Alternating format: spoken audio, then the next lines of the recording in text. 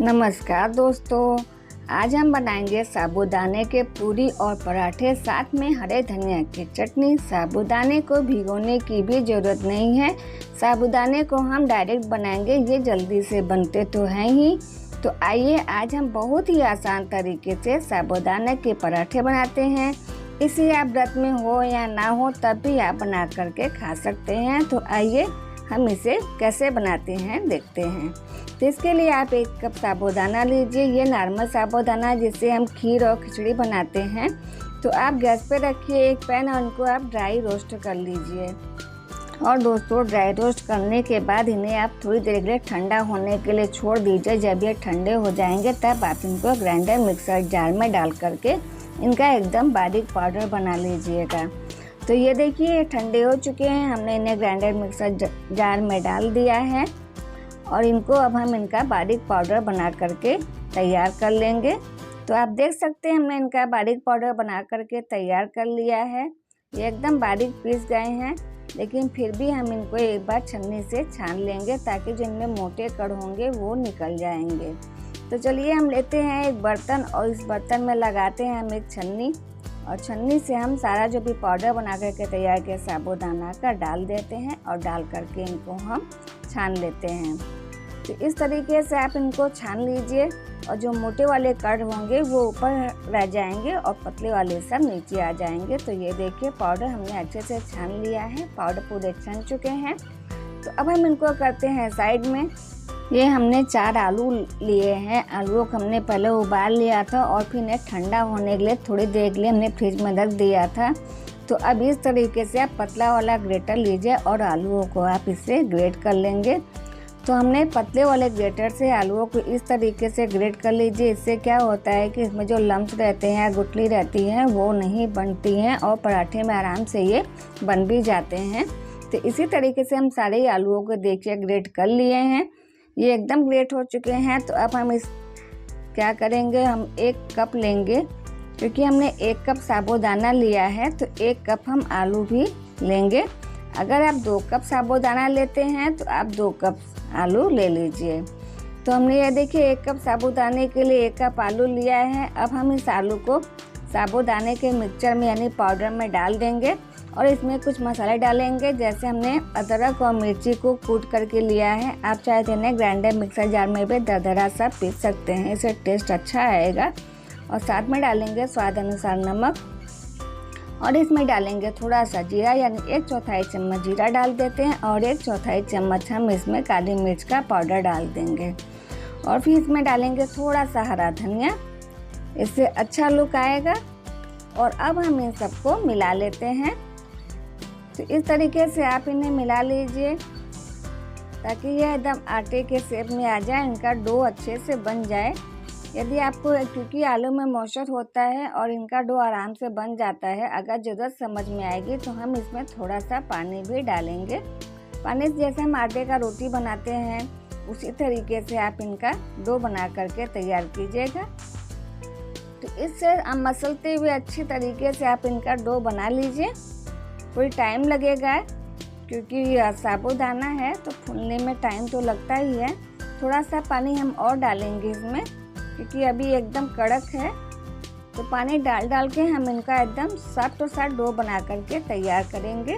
तो ये देखिए, हमने अच्छे से इनका डो बना करके तैयार कर लिया है। तो अब हम इनको थोड़ी देर के लिए ढक कर के रख देंगे ताकि जो साबूदाना है वो फूल जाए। और डो भी हमारा एकदम सॉफ्ट बना हुआ है, लेकिन फिर भी हम इन्हें कवर करके 5 से 10 मिनट के लिए छोड़ देंगे। जब से वो सेट होता है तब से हम चलिए चटनी बना लेते हैं पराठे के लिए। तो हमने लिया है हरा धनिया और अदरक का टुकड़ा, 1 इंच 2 हरी मिर्च लिया है। तीखा अपने टेस्ट के अकॉर्डिंग ले आप, और स्वाद अनुसार नमक और थोड़ा सा हमने 1 चम्मच सिंगदाना लिया है, इससे थिकनेस अच्छा आता है। और डाल देंगे थोड़ा सा दही, और दही की जगह आप चाहें तो नींबू का भी इस्तेमाल कर सकते हैं। थोड़ा सा पानी डाल करके हम इनका एकदम गाढ़ा सा चटनी बना करके तैयार करेंगे। तो आप देख सकते हैं चटनी हमारी हो गई है रेडी। तो अब हम इनको एक बर्तन में चटनी को निकाल लेते हैं। तो देखा ना आपने, चटनी भी फट से बन गई है और चटनी भी कितनी गाढ़ी है। इसका थिकनेस देखिए, एकदम गाढ़ा चटनी बनकर के तैयार हुआ है। तो दोस्तों अब हम चलते हैं अगले स्टेप में। तो ये देखिए हमारा आटा भी एकदम सॉफ्ट हो गया है साबूदाने का। साबूदाना अच्छे से फूल गया है। तो अब हम इसमें से एक लोई लेंगे। जिस तरह से हम रोटी के लिए लोई बनाते हैं उसी तरह से लोई ले लीजिए आप। इनको इस तरह से गोल गोल करते थोड़ा चपटा कर लीजिए। उसके बाद हम इनको बेल करके इनका हम पराठा बनाएंगे। तो अब हम क्या करेंगे, चलते हैं आप एक चकला लेते हैं और इस पर हम इस तरीके से साबूदाने के लोई को फैला देंगे और इन्हें हल्के हाथों से हम बेल लेंगे। तो एकदम हल्के हाथों से इनको बेलना है। तो ये देखिए हमारा रोटी एकदम माने पराठा एकदम बड़ा सा बेल चुका है और जो किनारे पे थोड़े कटे छटे हैं, कोई टेंशन की बात नहीं है। तो इस तरीके से आप डब्बे का ढक्कन लीजिए या कोई डब्बा होगा वो ले लीजिए, इन्हें आप प्रेस कर दीजिए और जो इनके किनारे हैं इनको निकाल लीजिए। तो ये देखिए हमारा पराठा एकदम बन के गोल तैयार हो गया है। तो अब हम चलते हैं तवा की तरफ। तो हमने तवा को पहले ही गैस पे रख दिया था। तवा भी गर्म है और इन्हें हम थोड़ी देर तक ऐसे ही सिकने देंगे। पराठे खाने में बहुत ही सॉफ्ट होते हैं, बहुत ही अच्छा लगेगा। तो ये देखिए एक साइड से हमने इन्हें सेक लिया है। थोड़ी देर के बाद हम इनको पलटेंगे। तो थोड़ी देर बाद हमने इन्हें पलट दिया। अब हम इसमें घी लगाएंगे और पराठे को अच्छे से हम सेकेंगे। आप घी की जगह बटर का इस्तेमाल कर सकते हैं या फिर अगर तेल जो भी खाते हैं उसका आप इस्तेमाल कर सकते हैं। तो हमने घी लगा दिया है क्योंकि व्रत में घी का इस्तेमाल किया जाता है ज़्यादातर करके, तो हम लोग घी का इस्तेमाल करते हैं। तो ये देखिए हमारे पराठे भी एकदम फूल रहे हैं। बहुत ही अच्छा पराठा बनकर के तैयार होगा और आप बिना व्रत के भी इसी तरीके से पराठा बना करके भी खाना चाहेंगे। तो इस तरह से एकदम गोल्डन ब्राउन होने तक हमारा पराठा सिक गया है। इन्हें थोड़ी देर तक ऐसे ही सेकते रहेंगे और इन्हें चारों तरफ से दबा दबा करके सेकेंगे क्योंकि थोड़े किनारे पे ये नहीं सेक पाते हैं, कच्चे रह जाते हैं। तो इस तरीके से आप दबाइए और इनको आप चारों तरफ से दबा दबा करके सेक लीजिए और इसी तरह से अलटते पलटते हुए बढ़िया से इसे सेक लेना है। कितना बढ़िया फूला फूला सा पराठा तैयार है। आप देख सकते हैं दोनों तरफ से कलर आ चुका है, अच्छे से ब्राउन स्पॉट भी नज़र आ रहे हैं। तो चलिए अब हम इनको निकाल लेते हैं। तो पराठा हमारा हो गया है व्रत का रेडी। तो अब हम इनको एक प्लेट में निकाल करके रख लेते हैं। इसी तरीके से हम सारे पराठे बना करके तैयार कर लेंगे। तो दोस्तों हमने पराठे तो बना लिए हैं। तो अब आइए हम पूड़ी लेते हैं। तो इस तरीके से हमारा आटा बच गया था, तो अब हम इसका पूड़ी भी बना करके तैयार कर लेते हैं। तो जिस तरीके से हमने पराठे का थोड़ा मोटा बनाया था उसी तरीके से हम इसको भी मोटा ही बेल लेंगे और बेलने के बाद हम इसको एक कटोरी लेंगे और इसको कट कर लेंगे। तो छोटी सी कटोरी लेंगे और इसको अब हम कट कर लेते हैं इस तरीके से और इनका जो किनारे का भाग है उसे भी हम निकाल करके साइड में कर लेंगे। तो ये देखिए एकदम गोल पूड़ी बनकर के तैयार हो गई है। तो दूसरी को भी इसी तरीके से हम काट लेते हैं। तो इसी तरीके से हम सारी पूड़ियों को बना करके तैयार कर लेंगे। तो आप देख सकते हैं हमने सारी पूड़ी बना करके तैयार कर लिया है। तो चलिए अब हम चलते हैं अगले स्टेप पे, इनको हम फ्राई कर लेते हैं।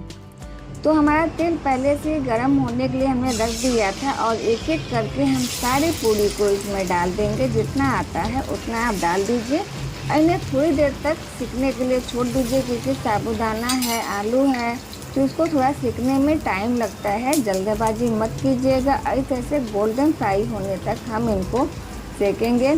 और साथ में दोस्तों यदि आपको हमारा चैनल पसंद आए तो प्लीज़ लाइक कीजिए, सब्सक्राइब कीजिए और शेयर कीजिए। नए हैं तो सब्सक्राइब कर दीजिए और अपने मित्रों में इसको शेयर कर दीजिए और कमेंट जरूर किया कीजिए क्योंकि आपके कमेंट से हमें मोटिवेशन मिलता है और हमको अच्छा लगता है। और दोस्तों वीडियो को पूरा देखा कीजिए, इससे आपको बनाने का तरीका भी समझ में आ जाएगा और अपने अनुभव और कमेंट हमें फूडी प्रतिमा किचन पे शेयर कीजिए।